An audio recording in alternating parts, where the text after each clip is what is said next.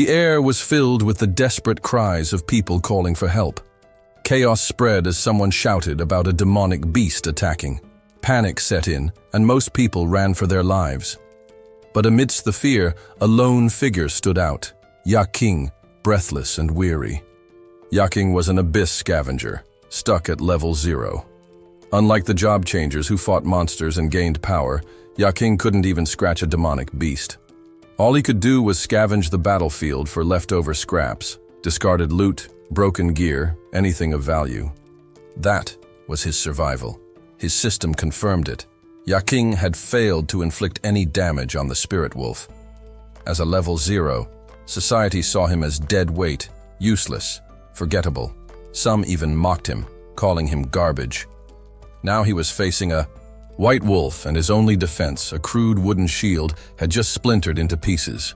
The beast lunged, slashing into him, and Yaking was thrown to the ground. He felt it then, deep down, a gnawing truth. He was living like trash, but he clung to one fierce conviction: he would not die like trash. With that determination burning in him, Yaking pushed himself back to his feet. He fought with everything he had, and in a burst of effort and desperation, he finally managed a critical hit. The spirit wolf howled. Yaking had dealt damage. Just 1 point. But it was his first. Far away in G City, the sky was calm and clear. Within its boundaries stood an abyss gate of rank C. Yaking now stood before it, staring into its ominous glow. But the moment a shadowy figure began to emerge from the gate, fear overtook him, and he turned to run. Yaking often called himself a veteran scavenger. Every day, he picked through the aftermath of battles, recycling and sorting the remnants left behind by those who had real combat jobs. It was quiet, thankless work. The Abyss supervisor had strict policies. Nothing from the Abyss was to be exposed to ordinary people. Still, as Yaking dug through a pile of discarded loot, he uncovered something rare. A rank C crystal, worth over $50,000 W. Just as he was inspecting it, a voice called out. A man approached, eyes narrowed with suspicion. He told Yaking they'd be taking inventory, counting the dungeon spoils one by one. The warning was clear. If Yaking tried to pocket anything, he'd not only face a hefty fine, but possibly jail time. Yaking replied calmly, assuring the man that he had nothing to hide. He'd been doing this job for years and knew the rules inside out. Scavenger work was reserved for those stuck at level 0, but if the frontline fighters failed to eliminate all the monsters, those like Yaking, cleaning up the rear, could be the next targets. In truth, his lowly job carried real danger. And yet, he carried on, because Yaking, no matter how low his level, still hadn't given up. The base pay for Abyss scavengers working in the dungeon was 300 wan.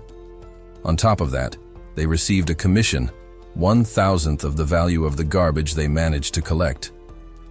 On average, that brought in about 600 yen. However, after deducting a 30% agent fee, the scavenger's final take-home amount came to roughly 540 yen.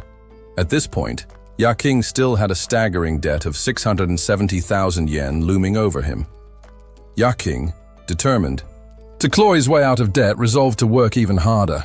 One day someone approached him with what sounded like a promising offer, a job that came with a commission of 3,000 yen. The amount was enticing, and Yaking was immediately interested.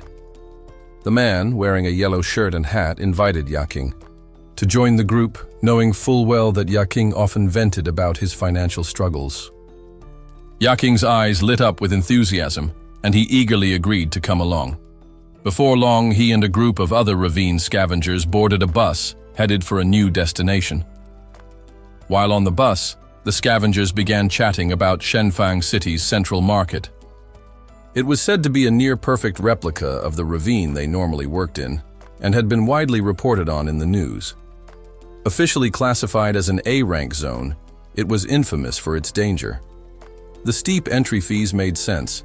Many scavenger teams had met their ends there. Not a single person was rumored to have returned alive from the replica Abyss. One scavenger speculated that the whole operation might be another subcontract gig, and another quickly agreed, suggesting it was highly likely. Aside from the usual task of collecting debris left by job changers, this mission had another objective: retrieving equipment lost by a previous team. Some workers openly expressed their frustration with the powerful capitalists behind the scenes, calling them ruthless and heartless. They also questioned who had authorized the commercial monitoring of the ravine's location. Yaking, meanwhile, sat silently, listening intently to their conversation. Roughly 10 years ago, an abyssal gate had mysteriously opened, emerging from nothingness. From it came horrifying creatures that terrified the world. Humanity, unprepared, could do little but panic. Only the job changers, individuals with unique powers, could stand against the abyss monsters. These chosen fighters were able to inflict real damage on the beasts. After each monster's defeat, valuable items like magical crystals, strange weapons, and mysterious artifacts were often found. Since then, interest in the abyss had exploded. For many, it was as if humanity had stumbled upon a second new world, a realm filled with danger, yes, but also limitless potential. Many traditional companies eventually crumbled under harsh economic conditions. In response, a new sector emerged, built on public funds. This was the birth of the abyss industry. As soon as this new industry was formed, Yaking saw it as a lifeline. Determined not to miss his chance, he applied to several abyss industry branches. But to his dismay, every single one turned him away. Their reason was blunt. They had no use for someone classified at 0 level. Desperate to cover his sister's mounting hospital bills, Yaking scrambled for options. The hospital staff, once cordial, became cold and indifferent. They reminded him that this was no charity and threatened to discharge his sister if he couldn't pay up. On top of that, Yaking was 2 months behind on rent. The landlord pounded on his door constantly, demanding immediate payment. With pressure closing in from every side, Yaking made repeated attempts to join the ranks of the ravine scavengers. But rejection followed him everywhere. They mocked him, called him worthless, and refused to give him a chance. The job market was brutal for someone with a 0 rating. It became painfully clear to Yaking society had no place for him. He began to believe he was nothing more than discarded waste. Just as he was nearing rock bottom, a mysterious man appeared out of nowhere. The stranger offered help, but with a catch. He asked Yaking if he was in need of money, then offered him a strange object. In return, he demanded Yaking's most valuable possession, his organs. Yaking, recalling this moment, could only sigh deeply. Nearby, one of the ravine scavenger workers began talking openly about Yaking's personal life, as if he weren't even there. He mentioned that Yaking had borrowed $1 million from a loan shark named Loan Shark and lost it all in the stock market. If Yaking couldn't pay the debt, they said, he'd have no choice but to sell a kidney. The scavenger kept going, casually, bringing up how Yaking had a younger brother who relied entirely on him. They painted a bleak picture of his life, crushing hospital costs, debt, hopelessness. Yaking remained silent, staring at the ground as their cruel words poured out. They showed no empathy, no kindness. One even said he'd probably die under the weight of all his burdens. Another sneered, declaring that Yaking would never be more than garbage. Eventually, the scavenger team arrived at a replica of the ravine, deep in the heart of Shenfang City. A brown-haired man was already waiting when the group arrived. He immediately complained that the scavengers were too slow. The ravine workers rushed over, apologizing profusely. The other job changers warned the scavengers to stay close, reminding them that this was a dangerous place and they weren't going to be held responsible if something happened. Frustration ran high as shouts were thrown at the scavengers to move faster. Yaking remained silent but determined. This time he had to put in more effort. He needed the money, and he needed a way out. The scavengers, including Yaking, had now arrived at Shenfang City's underground public market, a B-rank abyss. This was Yaking's first time stepping into a B-ranked zone. It wasn't long before a pack of wolves appeared ahead. One of the job changers yelled for Lao Chun. Annoyed, Lao Chun muttered irritably, unimpressed that the monsters had just walked off the moment the group arrived. He looked unbothered, casually pointing out that the wolves were just low-tier spirit beasts. Without hesitation, Lao Chun launched forward, his power exploding in a fiery burst that scattered the wolf pack. The wolves yelped and retreated in panic. One of the job changers quickly reminded the team to stay alert. Danger could be lurking in any shadow.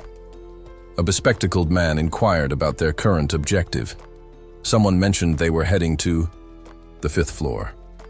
A robed job changer chimed in, noting that the entire structure had changed. According to him, the 1st floor of the market had grown to 5 times its original size, and the ceilings were now over 3 times higher.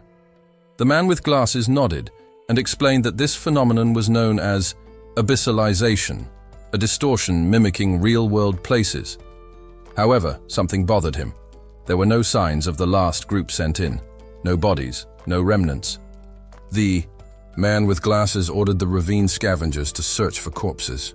Meanwhile, Lao Chun scoffed, muttering that people at level 0 were nothing but garbage. At that moment, Yaking stumbled, startled by something he saw, and accidentally bumped into Lao Chun, who was tying his shoes. Furious, Lao Chun glared at Yaking. Though the scavenger quickly apologized, it wasn't enough. Lao Chun grabbed him roughly, lifting his small frame off the ground with one arm.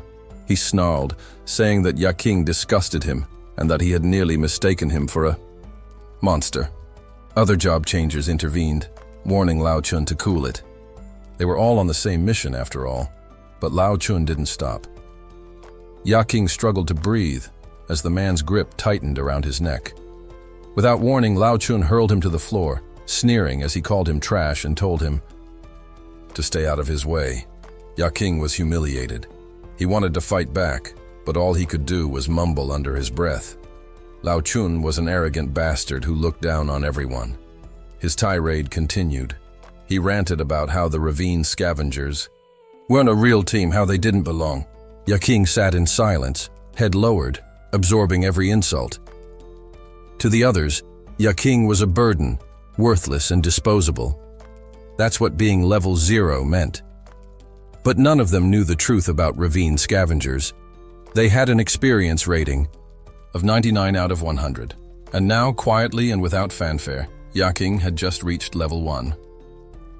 While the ravine scavengers were assisting the job changers in clearing out the remains of defeated monsters, a horrifying demonic beast suddenly appeared before them. Its grotesque form sent a wave of panic through the group, and everyone scattered in fear. Yaking, however, stood his ground, intrigued. He wondered if this monster had somehow slipped through the front lines. The creature was a spirit wolf, bloodied, wounded, and barely clinging to life. Yaking's only means of defense were a crude wooden shield and a basic level 1 staff. To anyone else, the injured beast was still a deadly threat. But to Yaking, it was an opportunity. Without warning, the wolf lunged.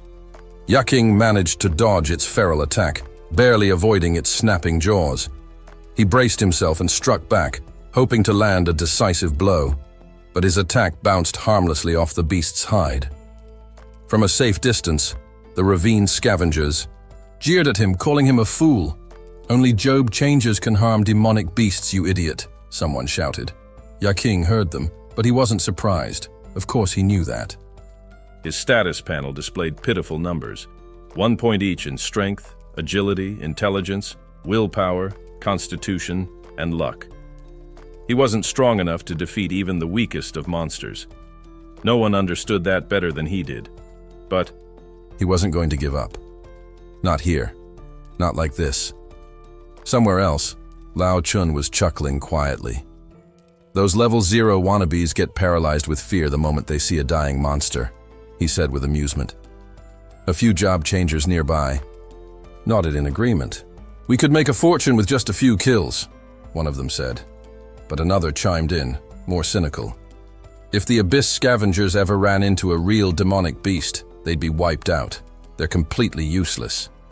They laughed and talked about dividing spoils. Anything valuable would go to them, and the scraps could be tossed to the scavengers. Just then, a cloaked job changer pointed toward a distant shape slinking away. "There's something else out there," he warned. Before they could investigate, they heard the panicked cries of the ravine scavengers. A demonic beast had reappeared. This time, however, the job changers spotted a shimmering purple glow near the creature, an extremely rare and precious item. Lachlan narrowed his eyes. "Back off," he said. "That one's already been claimed." He reminded everyone that the item had been pre-requested. No one was to interfere. Back in the chaos, Yaking was still locked in a desperate struggle with the spirit wolf. Despite his efforts, he was clearly outmatched. The beast finally sank its teeth into his right shoulder, and agony coursed through him. Blood flowed freely, and pain threatened to overwhelm his senses. But Yaking refused to die like garbage. With a cry of defiance, he gripped his wooden staff in his left hand and drove it forward with all the force he could muster. The strike hit true. Unexpectedly, it pierced deep into the wolf's body. A critical blow. Yaking stood there, gasping, wounded, but alive. Against all odds, he had hurt the monster.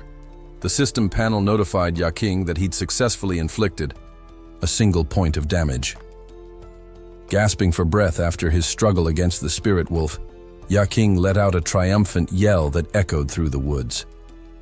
Moments later, Lao Chun arrived on the scene and noticed Yaking standing over the defeated, low-tier spirit wolf. With a smirk, Lao Chun sauntered over and quipped that even an abyss scavenger could play the hero now and then. He continued his monologue, mocking the idea that job changers were wasting their resources retrieving Yaking's corpse. Lao Chun explained that career paths for job changers weren't rigid. Once someone gathered enough experience, especially at level 1, even level 0 members could transition to a new role.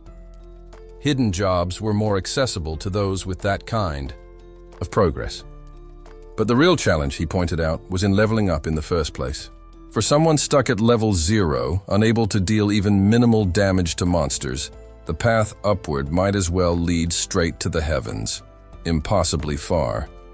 Yaking, however, had spent years navigating danger, risking his life in pursuit of even the slightest damaging attack. Through sheer persistence, he had slowly, painstakingly accumulated experience. He was now at 90%, and finally, that 1 point of damage against the spirit wolf had pushed him to the full 100%.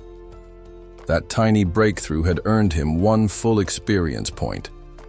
When Lao Chun mocked him again, Yaking responded calmly, saying that this was the only path available to him for gaining experience. With that, the panel system confirmed Yaking's progress. He had officially reached level 1. But the moment of victory was bittersweet.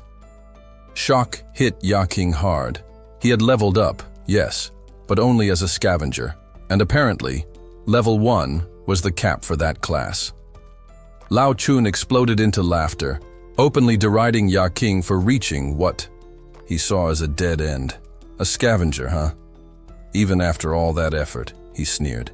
You're still nothing but a garbage man. His laughter grew louder, more mocking. It was clear he saw Yaking's journey as a waste.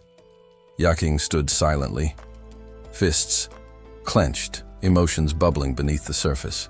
Lao Chun jabbed again, saying that despite the job change, Yaking remained just a scavenger, one who hadn't changed his fate at all. The insult cut deep. Lao Chun's glare was sharp as he ordered Yaking to finish the cleanup mission alone. His teammates had all left. Yaking was left staring at his hands, wondering if this was truly the limit of his strength. If level 1 was the highest a scavenger could go, what hope did he have to grow stronger? What was the point of this power? Just as despair threatened to take over, something strange happened. A glow of deep blue shimmered in Yaking's eyes, and the system panel activated again. It notified him that the remains of the spirit wolf were considered recyclable trash. The panel then asked, Did the scavenger wish to recycle the spirit wolf's corpse? Before Yaking could respond, spectral hands emerged, dozens of them, reaching out to gather the dead creature. Yaking stared, stunned. The power was immense, eerie, and for reasons he couldn't explain, utterly terrifying.